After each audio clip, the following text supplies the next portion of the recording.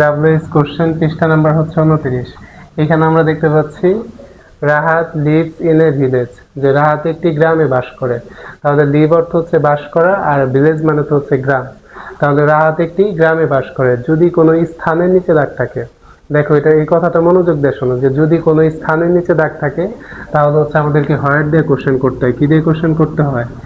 এই পাশে হচ্ছে আমরা অ্যান্সারগুলা লিখে নিচ্ছি, যে যদি কোনো স্থানের নিচে দাগ থাকে আমাকে হোয়ার দিয়ে কোশ্চেন করতে হবে। কি দিয়ে কোশ্চেন করতে হবে? হোয়ার। এই জন্য আমরা প্রথমে লিখবো হচ্ছে হোয়ার। এরপরে ভার্বের সাথে যদি এস বাই এস থাকে তাহলে ডাজ হবে। কি হবে? ডাজ হবে। এরপর হচ্ছে সাবজেক্ট লিখে নিব রাহাত। রাহাত হচ্ছে প্রপার নাউন। কি noun? Proper noun always capital লেটারে হয়। প্রপার নাউন আবার হচ্ছে কি জিনিস?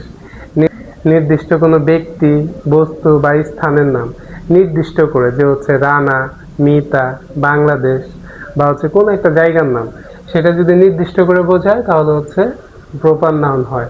আর প্রপার নাউন অলওয়েজ ক্যাপিটাল লেটারে হয়। তাহলে এইখানে হচ্ছে রাহাত, এটা যদি আমি বড় হাতে লিখি কোনো সমস্যা নেই।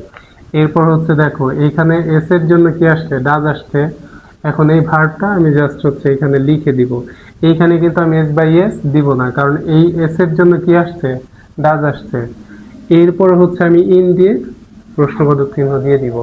যখন আমি ডাব্লিউএস কোশ্চেন তৈরি করব আমাকে অবশ্যই প্রশ্নবোধক চিহ্ন দিতে হবে, এবং মনে রাখতে হবে যে যদি কোনো স্থানের নিচে দাগ থাকে, স্থান বা জায়গার নিচে দাগ থাকে, আমাকে হোয়ার দিয়ে কোশ্চেন করতে হবে।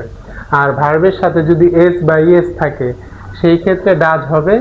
এরপরে সাবজেক্ট, এরপরে এই যে দেখো ভার্বের সাথে কিন্তু আর এস দেওয়া যাবে না। এরপরে যা আছে দেখে দেখে লিখবে, শেষে যে প্রশ্নবোধক চিহ্ন ব্যবহার করতে হবে। এরপরে আবার দেখো he lives in a small village, যে সে বাস করে ছোট্ট একটি গ্রামে। তাহলে স্মল মানে কি? ছোট। তাহলে ছোট, বড়, ভালো, মন্দ এইগুলোর নিচে দাগ থাকলে হাউ বা হুইচ দিয়ে কোশ্চেন করা যায়। তাহলে দেখো যে ছোট্ট একটি গ্রামে বাস করে, তাহলে কেমন গ্রামে বাস করে বা কোন গ্রামে বাস করে? এইখানে তাহলে হচ্ছে তুমি দুইটা জিনিস দিয়ে কোশ্চেন করতে পারবা। এক হচ্ছে হুইচ বা হচ্ছে হাউ, দুইটা দিয়ে কোশ্চেন করতে পারবা। হুইচ মানে কোনটি বা হচ্ছে কোন গ্রামে, যে হুইচ ভিলেজ। আর হাউ মানে হচ্ছে কেমন। তাহলে হুইচ এবং হাউ তুমি চাইলে যে কোনো একটা ইউজ করতে পারবে। তারপরে হচ্ছে এই ভিলেজ শব্দটা লিখে দিবে। এখন তুমি খেয়াল করো যে ভার্বের সাথে কি আছে? S by S. এখন ভার্বের সাথে যদি এস বা ইএস থাকে তাহলে এখানে হচ্ছে ডাজ চলে আসে। কি চলে আসে? যে ডাজ। এই এস বাই এস এর জন্য এখানে ডাজ হবে। এরপরে সাবজেক্টটা তুমি দেখে দেখে লিখবে হি। এরপর হচ্ছে দেখো মেন ভার্ব লিভ। এরপর হচ্ছে ইন প্রশ্নবোধক চিহ্ন। এখন তুমি যেটা সব থেকে বেশি মনোযোগ দিয়ে দেখবে, যে যদি ছোট বড় দোষ গুণ এগুলোর নিচে দাগ থাকে তোমাকে হুইচ বা হাউ দিয়ে কোশ্চেন করতে হবে। এরপরে হচ্ছে যদি ভার্বের সাথে এস বা ইএস থাকে তাহলে তোমাকে হচ্ছে ডাজ নিয়ে আসতে হবে। তাহলে ভার্বের সাথে যদি এস বা ইএস থাকে তোমাকে কি আনতে হবে? ডাজ। এরপরে তুমি সাবজেক্ট দেখে দেখে লিখবে। এরপরে ভার্বের সাথে আর এস দেওয়া যাবে না।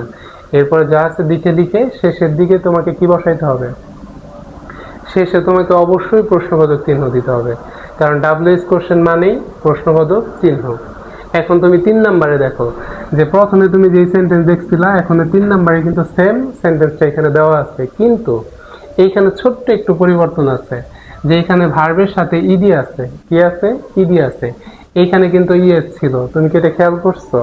এখন এইখানে দেখো যে আমরা জানি যে Rahat lived in a village, যে রাহাত একটি গ্রামে বাস করত। অতীতের কথা বলা হচ্ছে বা পূর্বের কথা বলা হচ্ছে।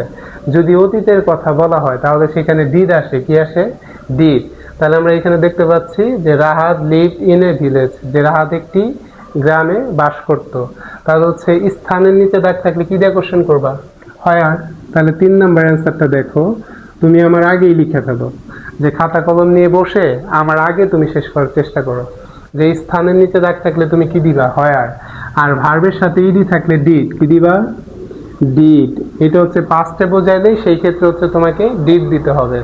এরপরে subject, proper noun always capital লেটারে হয়। এরপর হচ্ছে ভার্বের বেস ফর্ম। এরপর হচ্ছে ইন। এরপর অবশ্যই তোমাকে প্রশ্নবোধক চিহ্ন ব্যবহার করতে হবে।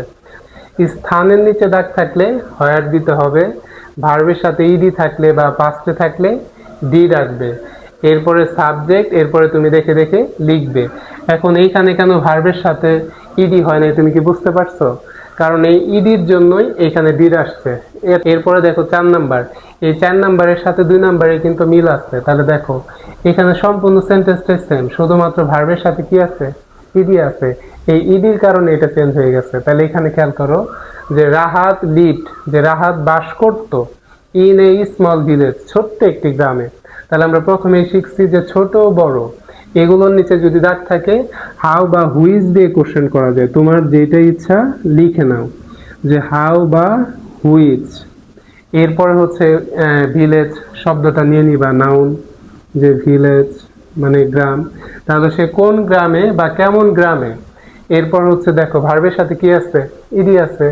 এখন যদি ভার্বের সাথে ইডি থাকে তুমি কি নিবা, ডিড। আমরা তো এটা প্রথমেই দেখছি যে ভার্বের সাথে যদি ইডি থাকে তাহলে হচ্ছে আমরা কি নিব, ডিড নিব। এরপরে দেখো রাহাত ক্যাপিটাল লেটারে হবে। এরপর হচ্ছে দেখো ভার্ব এখন হচ্ছে বেস ফ্রম হবে, কি হবে, বেস ফ্রম, মানে এটার সাথে আর ইডি হবে না, এই ইডির জন্য এখানে ডিড আসছে। এরপরে যা আছে তাই আমরা দেখে দেখে লিখবো, প্রশ্নবোধক চিহ্ন। এই ছিল হচ্ছে আমাদের ডাব্লিউএস কোশ্চেন। এটা করানো হয়েছে বোর্ড বইয়ের 29 পৃষ্ঠা থেকে, এটা সম্পূর্ণ বানানো। আশা করি যদি কোনো স্থানের নিচে বা ছোট বড় কোথাও দাগ দেওয়া থাকে তাহলে তুমি অবশ্যই এই রুলসের মাধ্যমে সেটাকে সলভ করতে পারবা।